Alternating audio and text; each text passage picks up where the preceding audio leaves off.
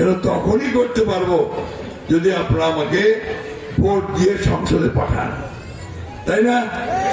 Vote না দিলে কি আমি যাওয়া পারি?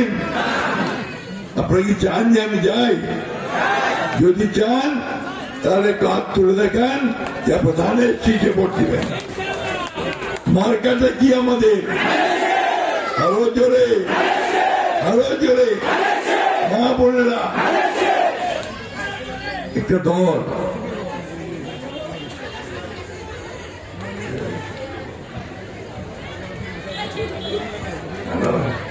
আমি একটা কথা বলি আপনাকে, এটা হচ্ছে যে একটা দল তারা ধর্মের নামে মানুষকে বিভ্রান্ত করার চেষ্টা করছে।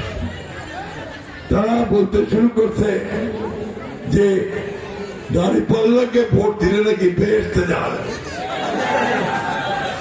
নাউজুবিল্লাহ বলতে হয়, তাই না? এই কথাটা কি ঠিক?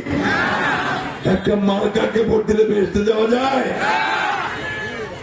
এটাকে আমাদের হেফাজতে ইসলামের আমির সাহেব মাহবুবুল্লাহ বরবনগরী তিনি আজকে এইসব কথার উপরে বলেছেন যে জামাতে ইসলামকে ভোট দেওয়া হতে না যায়।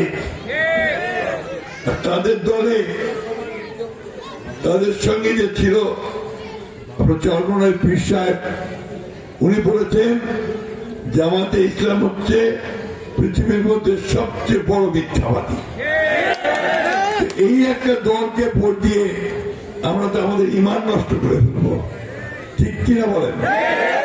তাই আমি অনুরোধ করব মা বোনদেরকে, ভাইদেরকে কোনো বিভ্রান্ত না হয়ে দেশের উন্নয়নের জন্য, আমাদের ৭১ সালের স্বাধীনতাকে ধারণ করবার জন্য, ২৪শে জুলাইয়ের যুদ্ধকে ধারণ করবার জন্য আসুন আমরা এই ১২ তারিখে, তার মাত্র ২ দিন পরে আমরা ধানের শীষে ভোট দিয়ে আমাদের তারেক রহমানকে প্রধানমন্ত্রী করি এবং দেশে উন্নয়ন করি। বন্ধুগণ, শান্তিতে নিয়ে আসি, শান্তি।